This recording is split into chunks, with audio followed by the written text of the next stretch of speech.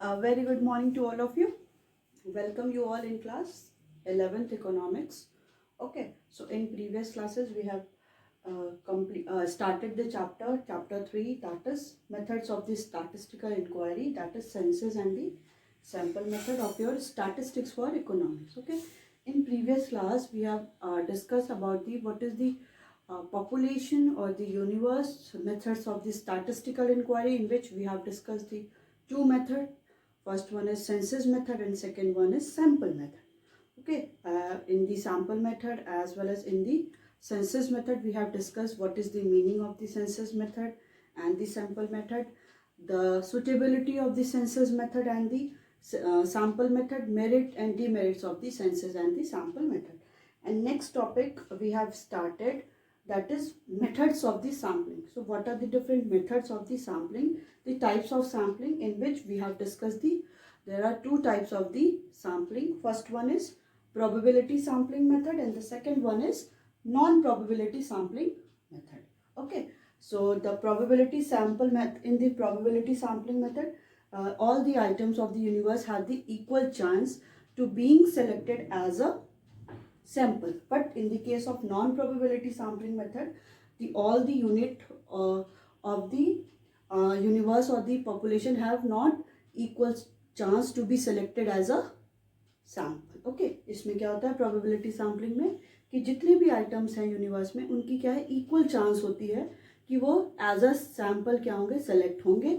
But in the non probability sampling method, इनमें कोई भी जो भी आइटम्स हैं यूनिवर्स के उनमें कोई भी चांस नहीं होती है कि वो एज अ सैम्पल सेलेक्ट होंगे. ठीक है, वो क्या है कि उसकी कोई भी प्रोबेबिलिटी नहीं है, वो सेलेक्ट हो भी सकते हैं और नहीं भी हो सकते. But in the probability sampling वो सेलेक्ट होंगे ही होंगे. So in the probability sampling, it is further divided into two, that is unrestricted or the restricted. So in the unrestricted sampling, so all the items have the characteristics of the homogeneous. मतलब जितने भी characteristics हैं, जितने भी items हैं, उनके homogeneous characteristics के होते हैं. But so इसके जो method होते हैं for the calculation और the collecting, दो method है. एक क्या है random of the collecting the as a random from the table, as well as second one is lottery method. Okay, दो method हो गए. random collecting the items from the randomly from the table से क्या है randomly हमें क्या करना है कलेक्ट करना है. और लॉटरी मेथड है जिसमें हम लोग स्मॉल चिट्स हैं वो सारे क्या करेंगे बना के उसमें से जो भी सेलेक्ट होगा शफल करके किसी भी कंटेनर में जो भी सेलेक्ट होगा वही उसी को हम लोग एज अ सैंपल कलेक्ट करेंगे. ओके, सो इन दी रिस्ट्रिक्टेड सैम्पलिंग, ये उस कंडीशन पे हम लोग इस मेथड को यूज़ करते हैं जब क्या है जो भी डिफरेंट आइटम्स हैं पॉपुलेशन के वो क्या है वो डाइवर्स हैं, एज वेल एज वो क्या है आपके डाइवर्स हैं एज वेल एज हेट्रोजीनियस हैं. ठीक है, वो हेट्रोजीनियस भी है, मतलब उनके जो भी कैरेक्टरिस्टिक्स है वो सेम नहीं है, डाइवर्स आइटम है. सो इस केस में क्या है हम लोग रेस्ट्रिक्टेड सैम्पलिंग को यूज़ करते हैं. हमने ये पढ़ लिया है लास्ट क्लास में कि रेस्ट्रिक्टेड सैम्पलिंग क्या होती है. इसको फिर ये सब डिवाइडेड होता है इनटू 3 में, that is stratified sampling, systematic sampling and the cluster sampling. ठीक है, इसको हम लोग 3 में डिवाइड करते हैं. स्ट्रेटिफाइड सैम्पलिंग में क्या है कि डिफरेंट जो भी पॉपुलेशन को हम लोग डिफरेंट स्ट्रेटा में डिफरेंट कैटेगरीज में क्या करते हैं डिवाइड करते हैं. सिस्टमैटिक सैम्पलिंग में क्या करते हैं जो भी आइटम्स हैं उनकी कंप्लीट लिस्ट प्रिपेयर करके जो भी nth आइटम्स है उसको हम क्या करते हैं सेलेक्ट करते हैं एज अ सैंपल. और क्लस्टर में क्या है कि डिफरेंट स्टेजेस और क्लस्टर पे हम क्या करते हैं डेटा कलेक्ट करते हैं. तो हर स्टेज पे क्या होता है एज अ सैंपल डेटा को कलेक्ट किया जाता है. ये हम लोगों ने लास्ट क्लास में पढ़ लिया था. फिर हमने स्टार्ट किया था कि नॉन प्रोबेबिलिटी सैम्पलिंग मेथड क्या होता है. तो नॉन प्रोबेबिलिटी सैम्पलिंग मेथड वही होता है जिसमें क्या है कि जो भी आइटम है यूनिवर्स के उनकी कोई भी इक्वल चांस नहीं होती है कि वो एज अ सैंपल क्या होंगे सेलेक्ट होंगे. इसमें हमने लास्ट में फर्स्ट क्लास में पढ़ा था पर्पसिव सैम्पलिंग हमने पढ़ लिया था. So it is depend upon the any investigator कि इन्वेस्टिगेटर के ऊपर होता है कि according to his interest, according to his willingness, according to his convenience वो क्या करता है डेटा को कलेक्ट करता है. ठीक है, वो एज अ सैंपल जो भी उसको है वो उसी को क्या कर लेता है कलेक्ट कर लेता है एज अ सैम्पल। बट इसमें एक सबसे इसकी डीमेरिट ये है कि इसमें बायसनेस की चांसेस बहुत ज़्यादा होती हैं, क्योंकि it is totally depend upon the investigator. ये इन्वेस्टिगेटर के ऊपर डिपेंड करता है कि वो किस पॉपुलेशन में से किसको वो एज अ सैम्पल सेलेक्ट कर रहा है। ठीक है, तो ये था purposive sampling. So last class तक हम लोगों ने इतने ये सारे पर्पसिव सैम्पलिंग तक पढ़ लिया था। अभी ये जो दो मेथड हैं नॉन प्रोबेबिलिटी के, वो अभी बचे हैं, that is quota sampling and the convenience sampling. So आज की क्लास में हम लोग क्या है, कोटा सैम्पलिंग और कन्वेनियंस सैम्पलिंग को समझेंगे। ठीक है, सो स्टार्ट करते हैं। Quota sampling, quota simply means होता है अ पार्ट और the portion. Quota means part और पोर्शन। ओके, ठीक। So method in which population is divided into different groups or classes according to different characteristics of the population। ठीक है, इस method में क्या होता है, जो भी पॉपुलेशन है उसको हम लोग क्या है डिफरेंट ग्रुप्स में डिवाइड करते हैं। ठीक है, डिफरेंट ग्रुप्स में डिवाइड करते हैं अकॉर्डिंग टू डिफरेंट कैरेक्टरिस्टिक्स, जिसके जिसके डिफरेंट कैरेक्टरिस्टिक्स हैं। मतलब जिसके, अगर हम लोग कोई भी ले रहे हैं कि बॉयज़ और गर्ल्स में ले रहे हैं, उनके जो डिफरेंट कैरेक्टरिस्टिक्स हैं कि किसको हिंदी पसंद है, किसको इंग्लिश पसंद है, फिर उसमें से भी किसको ये चैप्टर पसंद है, किसको, तो उसके अकॉर्डिंग हम क्या करते हैं, पॉपुलेशन में डिफरेंट कैरेक्टरिस्टिक्स के अकॉर्डिंग डिफरेंट ग्रुप को प्रिपेयर करते हैं। इसी को क्या बोलते हैं, कोटा सैम्पलिंग, जिसमें हम लोग क्या है किसी पोर्शन को डिवाइड करते हैं, किसी पार्ट में क्या है डिफरेंट पॉपुलेशन को हम डिवाइड करते हैं। So the quota of the units to be observe by the investigator is fixed in advance. ठीक है, जो भी कोटा है, जो भी पोर्शन है यूनिट का, to be observe by the investigator, वो इन्वेस्टिगेटर्स को ऑब्जर्व करता है, इज फिक्स्ड इन एडवांस, वो एडवांस में ही क्या होता है फिक्स हो जाता है अकॉर्डिंग टू स्पेसिफाइड कैरेक्टरिस्टिक, कि जो भी स्पेसिफाइड कैरेक्टरिस्टिक्स है। जैसे कोई भी इन्वेस्टिगेटर डेटा को कलेक्ट करने जा रहा है, इस कंडीशन में उसको जो डेटा कलेक्ट करना है वो उसके पहले एडवांस में वो सोच लिया है कि उसे डेटा कैसे कलेक्ट करना है, कि उसे डेटा जेंडर वाइज सेलेक्ट करना है, कि एज के अकॉर्डिंग करना है, कि एनुअल इनकम के अकॉर्डिंग करना है। तो ये जो भी उसने डिफरेंट, वो जो भी एक कोटा लिया है, पोर्शन लिया है, वो एडवांस में उसने फिक्स कर लिया। जैसे उसको 6 के अकॉर्डिंग लेना है या जेंडर के अकॉर्डिंग लेना है, तो वो पहले डिसाइड कर लिया है कि मेल और फीमेल में वो क्या करेगा, सेलेक्ट करेगा। या एज के अकॉर्डिंग कि बिलो 10 कितने हैं, 10 से 20 के एज में कितने हैं, 30 से 40 एज में कितने हैं, और अबव 40 कितने हैं। तो ये क्या है, ये पहले ही से जो इन्वेस्टिगेटर है वो डिसाइड कर लेगा कि उसको जो डेटा कलेक्ट करना है वो किस कैरेक्टरिस्टिक्स के अकॉर्डिंग उसको कलेक्ट करना है। Okay, so it is a mixture of the stratified sampling and this deliberate sampling. ये क्या होता है, ये मिक्सचर होता है किसका किसका, डेलिबरेट सैम्पलिंग और स्ट्रैटिफाइड सैम्पलिंग का। ये दोनों का क्या होता है, ये मिक्सचर होता है। और ये जो ये जो डेलिबरेट सैम्पलिंग को हम और क्या बोलते हैं, पर्पसिव सैम्पलिंग भी बोलते हैं। ठीक है, ये किसका कॉम्बिनेशन हो गया, पर्पसिव सैम्पलिंग, और it is also called as the deliberate sampling and the stratified sampling. इन दोनों का ये क्या होता है, मिक्सचर होता है। ठीक है, so for example in a survey of a newspaper readers, ठीक है, एक सर्वे किया जा रहा है जिसमें न्यूज़पेपर रीडर्स के अकॉर्डिंग का सर्वे हो रहा है। The interviewers may be told to interview 100 people living in a particular city. ठीक है, कोई जो इंटरव्यूअर है वो उनको बता रहा है कि 100 पीपल क्या हैं, एक सिटी में लिव कर रहे हैं, जिसमें 25% of people to be interviewed should be housewife. जिसमें से जो 25% है जिनका इंटरव्यू लेना है वो क्या है, हाउस वाइफ है।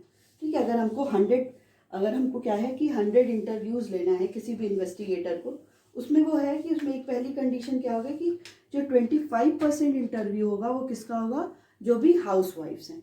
ठीक, 45% किसका होगा, जो एम्प्लॉयज़ हैं, 30% किसका होगा, जो चिल्ड्रन हैं। ठीक है, इसमें क्या कर दिया गया, डेटा को डिवाइड कर दिया गया कि अगर 100 इंटरव्यूज़ लेना है तो 100 में 25% किसका होगा, house wives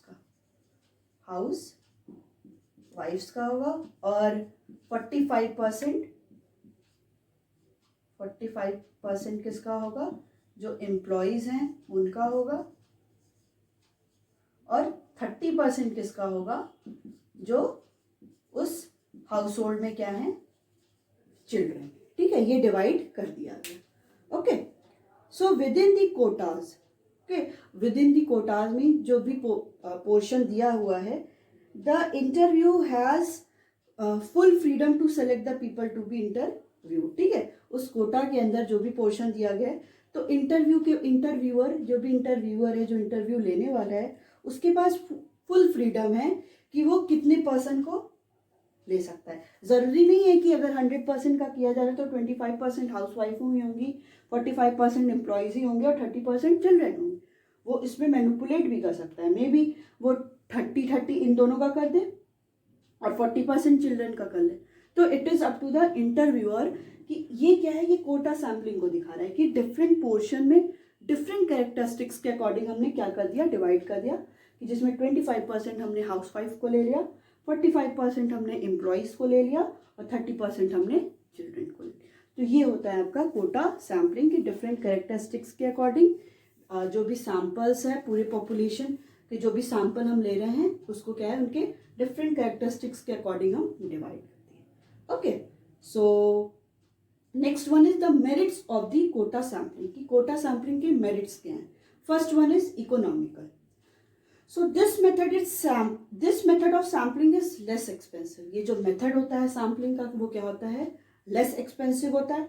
the cost of sampling and the field work is very low, क्योंकि ये जो इसमें सैम्पलिंग जो करना है, जो इस पर कॉस्ट इनकर हो रहा है, जो फील्ड वर्क है कि हमें बहुत ज़्यादा डिफरेंट एरिया से जाके, जैसे अब ये क्या है, एक ही लोकेलिटी में चले जाके एक ही जगह से वो डेटा कलेक्ट कर लिया, तो उसको बहुत सारे डिफरेंट रीजन में, डिफरेंट लोकेलिटीज़ में मूव नहीं करना है। तो इसको क्या है कि वहीं से उसको डेटा उसको कलेक्ट हो गया। Okay, next one is reliable. Reliable means ये बहुत ऑथेंटिक है। So the result obtained are reliable. जो भी रिजल्ट हमें इससे ऑब्टेन्ड होगा वो क्या होगा, ऑथेंटिक होगा, रियल होगा एंड डिपेंडेबल, और डिपेंडेबल भी होगा if the investigator involve are skilled, experienced and competent. ठीक, ये तभी रिलायबल होगा, ऑथेंटिक होगा, एज वेल एज डिपेंडेबल होगा, जो भी इन्वेस्टिगेटर इसमें लगा हुआ है, जो डेटा को कलेक्ट कर रहा है, वो क्या हो, स्किल्ड हो, उसके पास स्किल भी हो, उसके पास एक्सपीरियंस भी हो, एज वेल एज वो क्या हो, कॉम्पिटेंट। अगर वो कॉम्पिटेंट, स्किल्ड और एक्सपीरियंस्ड होगा तो वो ये क्या है, जो भी वो डेटा कलेक्ट करेगा that should be too much reliable and consistent. वो बहुत कंसिस्टेंट भी होगा और ऑथेंटिक भी होगा। तो ये क्या है, इसके मेरिट्स हो गए। Next one is demerits of the quota sampling, की डीमेरिट्स भी होंगे कुछ ना कुछ। So first one is personal bias. Personal bias हो गया। अब देखिए यहीं पे आप पर्सनल बायस को देख सकते हैं, कैसे कि अब तो ये डिपेंड किस पे करता है, इंटरव्यूअर और इन्वेस्टिगेटर पे डिपेंड करता है कि वो किसकी ओर से ज़्यादा बायस्ड हो रहा है। अगर वो चिल्ड्रन का ज़्यादा लेना चाह रहा है तो इनके रेशियो को ज़्यादा कर देगा, इन दोनों को कम कर देगा। अगर वो हाउसवाइफ का लेना चाह रहा है तो इसका रेशियो के जो सैंपल है वो उसको ज़्यादा लेगा, इन दोनों को कम कर देगा। अगर वो एम्प्लॉयज़ का ज़्यादा sample as a sample collect करना चाह रहा है तो इसको क्या कर देगा, 50% कर देगा, इनको 25 कर देगा। तो ये भी इसमें क्या है, पर्सनल बायसनेस की चांसेस बहुत ज़्यादा होती है। Okay, so there is a possibility of the personal prejudice at the time of selection of item, कि ये क्या है, इसमें पॉसिबिलिटी है कि पर्सनल प्रीजुडिस हो, मतलब वो पहले से उसका डिफरेंट इन्वेस्टिगेटर के अंदर पहले की वो अजम्पशन लेके वो चल रहा है कि हमें क्या है, इतना का ये, इतना इनका डेटा कलेक्ट करना है, इतना इनका डेटा कलेक्ट करना है। तो इसमें क्या चांसेस हो सकती हैं कि बायसनेस बहुत ज़्यादा हो सकती है। Next one is impossible to detect sample error. इसमें क्या है, it is impossible to detect sampling error. इसमें क्या है, इम्पॉसिबल है कि जो भी सैम्पलिंग एरर आ रहा है, जो भी कुछ मिस्टेक्स हो रही है उसको हम कलेक्ट कर सके। If the size of the universe is large, अगर यही साइज हम 100 की जगह क्या कर दें, 1000 और 10,000 और 1 लाख कर दें, तो इसमें जो भी एरर आएगा उसकी चांसेस ज़्यादा हो जाएंगी, क्योंकि उस कंडीशन में हम एरर को डिटेक्ट नहीं कर सकते। ठीक है, इसमें ये क्या चांसेस हो गई कि एरर की चांसेस बहुत बढ़ जाएंगी। Okay, so it is your quota sampling. ये आपका क्या था, quota sampling. And now the last one is convenience sampling. अब आपका हम लोगों ने सारा पढ़ लिया कि प्रोबेबिलिटी क्या होता है, प्रोबेबिलिटी सैम्पलिंग क्या होता है, नॉन प्रोबेबिलिटी सैम्पलिंग भी पढ़ लिया, अनरिस्ट्रिक्टेड पढ़ लिया, रिस्ट्रिक्टेड में स्ट्रैटिफाइड, सिस्टमैटिक एंड क्लस्टर पढ़ लिया, पर्पसिव भी पढ़ लिया और कोटा भी पढ़ लिया। अब नेक्स्ट आपको क्या पढ़ना है कि कन्वेनियंस सैम्पलिंग क्या होती है. Okay, so method in which sampling is done by the investigator in a manner that is according to his convenience. ठीक है, इस मेथड में क्या है, जो भी सैम्पलिंग हो रही है, जो भी डेटा कलेक्शन हो रहा है बाय द इन्वेस्टिगेटर, वो अपने कन्वेनियंस के अकॉर्डिंग करता है. मतलब उसको जहाँ पे ईज है, उसको जहाँ पे वो ईजिली डेटा को कलेक्ट करता है, वो वहीं से डेटा को कलेक्ट कर लेता है. सो it is called the convenience sampling. It is the simplest method as it serves the purpose of convenience of the investigator. ये क्या एकदम सिंपलेस्ट मेथड है, क्योंकि ये पूरा किसके ऊपर डिपेंड कर रहा है, इन्वेस्टिगेटर. उसको कन्वेनियंस, अगर उसको अपने घर के अगल बगल ही लग रहा है कि वहीं से डेटा को कलेक्ट करना है, तो वो अपने अकॉर्डिंग ही क्या करता है, डेटा को कलेक्ट कर लेता है. ठीक है, for example an investigator may select a sample of various courses taught merely by referring to a college prospectus. तो आप किसी भी इन्वेस्टिगेटर को डेटा को कलेक्ट करना है, तो वो क्या करेगा कि ये किस कॉलेज में कौन सी डिफरेंट टाइप की कौन सी स्टडी कराई जा रही है, तो उसमें वो क्या है, कोई भी इस कॉलेज का प्रोस्पेक्टस ले ले. अगर किसी को BHU का ही स्टडी करना है कि यहाँ पे कौन कौन से कोर्सेज चलते हैं, तो वो क्या किया, यहाँ के प्रोस्पेक्टस से थ्रू गूगल से वो क्या कर लेगा, डेटा को कलेक्ट कर लेगा. तो ये क्या है, ये जो मेथड होता है बहुत सिंपल होता है, क्योंकि it is totally depend upon the investigator कि वो अपने कन्वेनियंस के अकॉर्डिंग क्या करता है, डेटा को कलेक्ट करता है. Next is merits. मेरिट्स क्या है इसकी? So since this method is based on the direction of the investigator, it is simple to execute. First उसका क्या है, सिंपल, क्योंकि ये जो मेथड है वो क्या है, वो किसके ऊपर डिपेंड करता है, पूरा discretion of the investigator. It is totally depend कि इन्वेस्टिगेटर कैसे अपने कन्वेनियंस के अकॉर्डिंग डेटा को कलेक्ट कर रहा है. तो ये क्या है, बहुत ही सिंपल है टू एग्जीक्यूट. अगर हमें एग्जीक्यूट करना है, अप्लाई करना है, उस कंडीशन में क्या है, बहुत ही सिंपल है. Next one is inexpensive. क्या एक्सपेंसिव? अगर मेरे को BHU से पूरा रिलेटेड डेटा चाहिए, तो मैंने क्या किया, प्रोस्पेक्टस BHU का डाउनलोड कर लिया, गूगल पे चली गई मैं, तो वहाँ से पूरा डेटा लेके चली गई, तो यहाँ पे कोई भी कॉस्ट इनकर नहीं है. Okay, so this method is least expensive. ये क्या है, बहुत लीस्ट एक्सपेंसिव है. And does not involve huge cost. इसमें क्या है, कोई भी ह्यूज कॉस्ट इन्वॉल्व नहीं होता है. Okay, now the next one is demerits of the convenience sampling. Convenience sampling के demerits क्या हैं? So first one is unreliable. Since this method is based on the discretion of the investigator, the results so obtained can be unreliable. ठीक है, unreliable कि ये क्या है कि ये जो डेटा है वो किसके ऊपर पूरा डिपेंड करता है, इन्वेस्टिगेटर. तो इसमें ये भी चांसेस हो जाती हैं कि जो डेटा सेलेक्ट किया गया है, कलेक्ट किया गया है, वो अनरिलायबल भी हो सकता है, मतलब अनऑथेंटिक हो सकता है, वो रियल और कंसिस्टेंट नहीं हो सकता है. मतलब उसमें रियलिटी की चांसेस बहुत रेयर भी हो सकती हैं, क्योंकि ये पूरा किसके ऊपर डिपेंड करेगा, इन्वेस्टिगेटर. वो क्या है कि डिफरेंट अलग से वो कुछ डिफरेंट, अगर वो कोर्सेज नहीं भी हैं, वो क्या कर सकता है, उसको शो कर सकता है. तो बट है, तो अगर BHU में अगर कोई एक सिंगल कोर्स है वो नहीं चलता है, ठीक है, और वो उसने क्या कर दिया, वहाँ पे शो कर दिया, तो इससे क्या है कि पूरा डेटा तो अनरिलायबल हो गया ना, क्योंकि वो तो कोर्स वहाँ चल नहीं रहा है, फिर भी अपने अकॉर्डिंग इन्वेस्टिगेटर ने क्या कर दिया, उस कोर्स को वहाँ पे शो कर दिया. Next one is unscientific. ये क्या है, unscientific. This method is unscientific in nature. ये जो मेथड है वो अनसाइंटिफिक है नेचर में, as it is based on the whims and the fancies of the investigator. Because ये totally किस पे based है कि totally depend on the interest and the will of the investigator. ये पूरा जो भी इंटरेस्ट है और विल है, जैसा अकॉर्डिंग उसके जितना वो अपने ईज के अकॉर्डिंग, कन्वेनियंस के अकॉर्डिंग वो डेटा को कलेक्ट करता है, तो उसमें क्या है, ये अनसाइंटिफिक है. Next one is personal biasness. So convenience sample are prone to personal biasness of the investigator. ठीक है, जो पर्सनल बायस है इसमें क्या चांसेस हो जाती हैं, इट इज़ द प्रोन, मतलब इसमें पर्सनल बायसनेस की चांसेस बहुत ज़्यादा आ जाती है कि मे भी अगर किसी भी इंडिविजुअल ने कंपैरेटिव स्टडीज़ को करना है, फॉर एग्जांपल सेंट्रल और स्टेट यूनिवर्सिटी में करना है कि इन दोनों में कौन से कोर्सेज ज़्यादा चलते हैं, तो अगर उसका क्या है, बायसनेस ये है कि वो स्टेट यूनिवर्सिटी को ज़्यादा अच्छा दिखाना चाहता है as comparison to central university, तो उसने क्या कर दिया, ज़्यादा कोर्सेज और ज़्यादा फैसिलिटीज़ को स्टेट यूनिवर्सिटी में दिखा दिया, स्टेट यूनिवर्सिटी में कम फैसिलिटीज़ को दिखाया. तो इसमें क्या हो गया कि किसी भी इन्वेस्टिगेटर का पर्सनल बायसनेस भी हो सकता है. मे बी उसे सेंट्रल यूनिवर्सिटी को अच्छा दिखाना हो और स्टेट यूनिवर्सिटी को इतना ज़्यादा प्रॉपर नहीं दिखाना हो कि यहाँ पे फैसिलिटीज़ प्रॉपर हैं, तो क्या करेगा, सेंट्रल यूनिवर्सिटी को अच्छा दिखा देगा, भले स्टेट यूनिवर्सिटी में वो सारी फैसिलिटीज़ हों, स्टिल वो क्या करेगा, उसको नहीं दिखाएगा. सो it is also depend upon the different investigator. Okay, so from this we have completed this topic, that is method of sampling. So in this we have discussed the method of sampling are of two types, probability sampling and the non-probability sampling. Then probability sampling is divided into two, that is unrestricted and the restricted. Restricted is further divided into three, that is stratified, systematic and this cluster sampling. Then non-probability is further divided into three, that is purposive sampling, quota sampling and the convenience sampling. So from this we have completed this topic, that is method of sampling.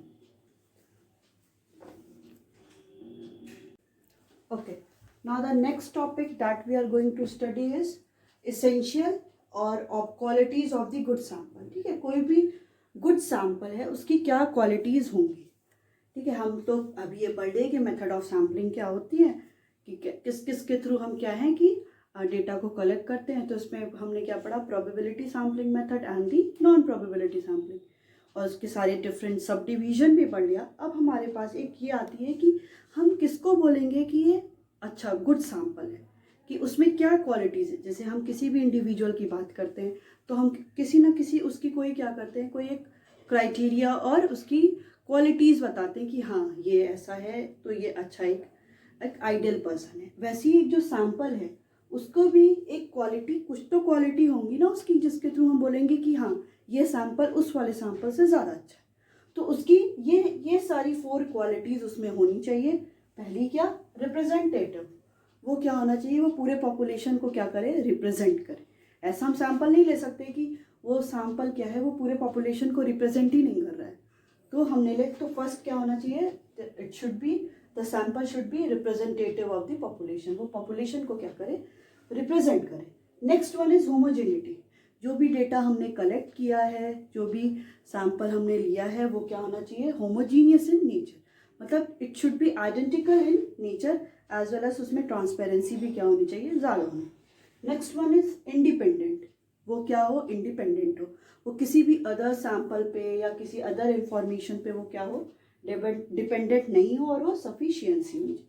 वो जो भी हमने sample collect किया है वो क्या sufficient होना चाहिए, क्योंकि वो टोटली क्या कर रहा है, वो उस किसी भी पॉपुलेशन को वो रिप्रेजेंट कर रहा है. ओके, तो ये हो गई आपकी 4 qualities of the good sample, कि कोई भी सैंपल तभी गुड क्वालिटी का है, तभी बेस्ट है जब उसमें क्या हो, ये 4 क्वालिटीज हो, that is representative, homogeneity, independent and the sufficiency. Okay, so we will discuss each one of them, each and every qualities of the sample one by one. ठीक है, हम हर एक को क्या करेंगे, thoroughly और one by one उसको explain करते हैं.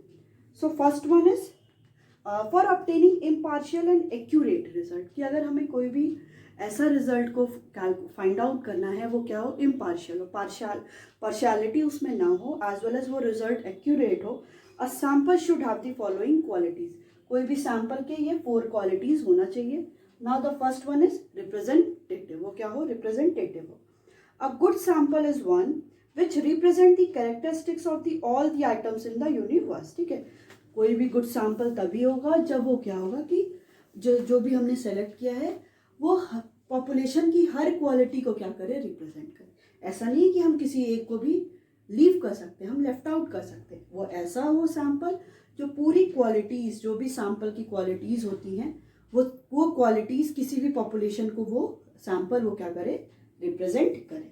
Okay, so this is possible only when each and every item in the population has a fair and the equal chance of being selected as a sample.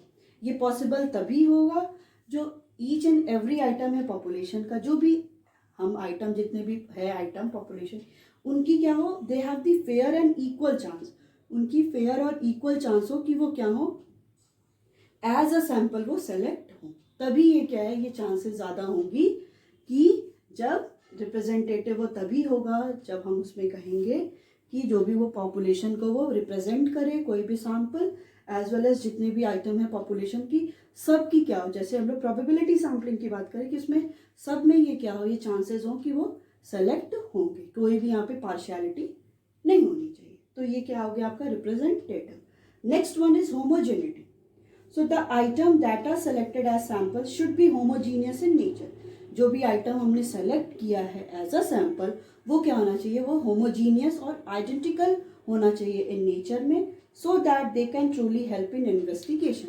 उसी से क्या होगा कि हम लोग ईजिली इन्वेस्टिगेशन कर सकते हैं. मतलब अगर हमें इन्वेस्टिगेशन करना है तो ये क्या करेगा, अगर होमोजीनियस नेचर में होगा तो कोई भी इन्वेस्टिगेटर के लिए रिसर्च करना क्या हो जाएगा, क्वाइट ईजी हो जाएगा. तो वो तभी होगा जब वो जो सैम्पल है वो क्या हो, होमोजीनियस हो नेचर में. However these sample should not be contradictory to each other. ये जो सैम्पल हमने कलेक्ट किया है वो ऐसा ना हो कि हमने डिफरेंट कैटेगरी में डिवाइड किया है, इस कैटेगरी में इस कैटेगरी में, अब ये दोनों एक दूसरे के क्या हो, कॉन्ट्राडिक्टरी हो. इन दोनों के बीच में ये दोनों पैरेलल चल रहे हैं, ऐसा नहीं होना चाहिए. जो भी हम सैम्पल है कलेक्ट किए हैं वो क्या होना चाहिए, it should be homogeneous in nature. हम जो स्टडी कर रहे हैं उनके बीच में, दोनों के बीच में रिलेशन होना चाहिए. ये नहीं कि किसी का हम कुछ भी पर्सन ले लिए कि यहाँ पे वीट का प्रोडक्शन हम दिखा रहे हैं, यहाँ पे कोल का प्रोडक्शन, तो ऐसा नहीं है. उनमें क्या होना चाहिए, एक तो होमोजीनियस भी होने चाहिए, आइडेंटिकल भी होने चाहिए. कि हम अगर एज के साथ देख रहे हैं, एज के साथ किसी भी पर्सन की इनकम देख रहे हैं, या हम लोग क्या देख रहे हैं कि पॉपुलेशन है और कितनी इनकम, तो हमें ये देखना है कि देयर शुड बी अ जो भी हो, जो भी हमने सैंपल कलेक्ट किया है, it should not be contradictory in nature. वो कॉन्ट्राडिक्टरी नहीं होने चाहिए. Next one is independent. So selection of one item of the universe in the sample should not depend upon the selection of some other item in the sample. ठीक है, अगर हम एक sample क्या है यूनिवर्स से सेलेक्ट किए हैं, वो क्या होना चाहिए, वो किसी और सैंपल पे जो हमको कलेक्ट करना है उस पर वो डिपेंडेंट नहीं होना चाहिए. हम क्या है, एक हम जो सैंपल कलेक्ट किए वो अलग है और जो दूसरा हम सेलेक्ट किए हैं वो अलग है. वो दोनों एक दूसरे के ऊपर डिपेंडेंट नहीं होने चाहिए कि अगर मैंने ये सैंपल कलेक्ट कर लिया तो उसी के थ्रू क्या करूँगी, मैं दूसरा भी सैंपल को कलेक्ट करूँगी. So example as done in systematic sampling, जैसा systematic sampling में हुआ था कि हम क्या कर रहे थे, nth आइटम को ले रहे थे, जैसा एक ले रहे थे वैसे ही वो दूसरे से भी क्या थे, इंटर रिलेटेड थे. So all item in the population should be independent of each other. जो भी आइटम हम सेलेक्ट कर रहे हैं वो क्या होने चाहिए, इंडिपेंडेंट होने चाहिए, वो किसी पे डिपेंडेंट नहीं होने चाहिए. तो ये आपका क्या था, independent. Next one is sufficiency. So to get accurate and reliable conclusion, कि अगर हमें रिलायबल और एक्यूरेट कंक्लूजन और फाइनल रिजल्ट हमें अगर एक्यूरेट चाहिए, रियल चाहिए, सही चाहिए, so the number of item in this sample should be adequate enough to cover all the characteristics of the universe. कि जो भी आइटम हैं यूनिवर्स में, जो भी हम लोग एज अ सैंपल कलेक्ट किए हैं वो एडिक्वेट होनी चाहिए, इनफ होना चाहिए, जो वो क्या करे, जो यूनिवर्स की जितनी भी कैरेक्टरिस्टिक्स हैं वो कवर करे. ठीक है, तो जो भी आइटम, ये तभी भी रिजल्ट एक्यूरेट तभी आएगा, कोई भी प्रॉपर कंक्लूजन रिजल्ट. तो जो भी हमने जितने भी आइटम्स लिए हैं, जितने भी आइटम हमने सेलेक्ट किए हैं एज अ सैंपल, वो क्या करे, वो पॉपुलेशन की हर एक कैरेक्टरिस्टिक्स को कवर करे. ये नहीं कि हम कुछ कैरेक्टरिस्टिक्स को इसमें ले रहे हैं, कि कुछ जो क्राइटेरिया, एज ले रहे हैं, इनकम ले रहे हैं और किसी एक पॉपुलेशन या किसी एक चीज़ को हम छोड़ दे रहे हैं. ऐसा नहीं कर सकते. हमें क्या करना है, हम जो तभी रिजल्ट क्या होगा इसका, कोई भी सैम्पलिंग हम मेथड यूज़ करें तभी उसका रिजल्ट क्या आएगा, एक्यूरेट आएगा. नहीं तो अगर हम कोई भी कैरेक्टरिस्टिक्स को सैम्पलिंग और यूनिवर्स की हम लेफ्ट आउट कर देते हैं, स्किप कर देते हैं, छोड़ देते हैं, तो जो रिजल्ट आएगा वो एक्यूरेट नहीं होगा. ओके, सो ये आपका क्या था, ये हमने पढ़ा कि essential qualities of the good sample, कि कोई भी क्या क्या इसेंशियल क्वालिटीज़ होनी चाहिए किसी भी सैंपल में, कोई भी कैसी क्वालिटीज़ क्या होगा सैंपल में, किसके थ्रू हम कहेंगे कि ये गुड क्वालिटी का सैंपल है. तो उसमें क्या होना चाहिए, पहला हमने पढ़ा रिप्रेजेंटेटिव, वो क्या होना चाहिए, जो भी पॉपुलेशन से हम सैंपल ले रहे हैं वो रिप्रेजेंट करना चाहिए पॉपुलेशन को. ऐसा नहीं कि किसी कुछ कैरेक्टरिस्टिक्स को वो स्किप कर दें. नेक्स्ट वन इज, जो भी हम डेटा लिए हैं, जो भी हम सैंपल लिए हैं, वो क्या होना चाहिए, they should be homogeneous in nature. वो क्या होना चाहिए, होमोजीनियस होना चाहिए. ऐसा नहीं कि दो कॉन्ट्राडिक्टरी सैंपल को ले लिए कि जिनके साथ हम कोई रिलेशन कुछ हम शो कर ही नहीं सकते हैं. तो क्या होना चाहिए, होमोजीनियस होना चाहिए. Third one is independent. जो भी हमने डेटा कलेक्ट किया है वो ये नहीं होना चाहिए कि एक सैंपल हमने कलेक्ट किया वो डिपेंडेंट है अदर सैंपल पे, कि हमने ये कलेक्ट कर लिया है, जब हम ये कलेक्ट कर लेंगे तो उसी के थ्रू हम दूसरा भी कलेक्ट करेंगे. ऐसा कुछ नहीं होना चाहिए. वो सारे क्या होना चाहिए, इंडिपेंडेंट होने चाहिए, डिपेंडेंट नहीं होने चाहिए. Next one is sufficiency. अगर हमें प्रॉपर एक्यूरेट रिजल्ट चाहिए कि हमें फाइनल जो भी रिजल्ट है वो रिलायबल है, एक्यूरेट है, तब उसके लिए क्या होना चाहिए, जो भी हम सैंपल कलेक्ट कर रहे हैं, सेलेक्ट कर रहे हैं फ्रॉम द यूनिवर्स, उन सैंपल में सारे कैरेक्टरिस्टिक्स यूनिवर्स के होने ही चाहिए. We can't skip the any one of the characteristics of the universe, कि हम किसी एक भी कैरेक्टरिस्टिक्स को यूनिवर्स के और पॉपुलेशन के स्किप नहीं कर सकते. हमें क्या करना है, सबको सेलेक्ट करना है. Okay, so what we have discuss in today's class, we have completed a topic, that is method of sampling, in which we have discussed the two types of the sampling, that is probability and the non-probability, in which we have discussed the different kind of subdivision of the sampling, as well as we have completed the what are the different qualities of the good sample.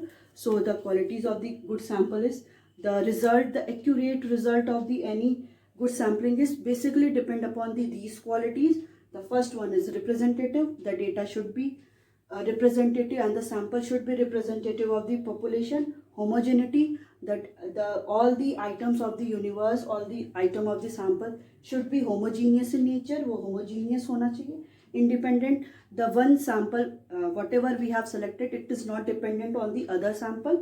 And when we find out the accurate result for any of the different sampling, so that the sample whatever we have collected, it should have all the characteristics of the universe, कि जो भी हमने sample को collect किया है वो क्या होना चाहिए, वो एक गुड रिप्रेजेंटेटिव होना चाहिए पॉपुलेशन का, एज वेल एज उसमें सारे वो कैरेक्टरिस्टिक्स होने चाहिए जो आपका किसी भी पॉपुलेशन में होता है. Okay, so it's all about your today's class. We will continue this chapter in the next class. Okay, thank you.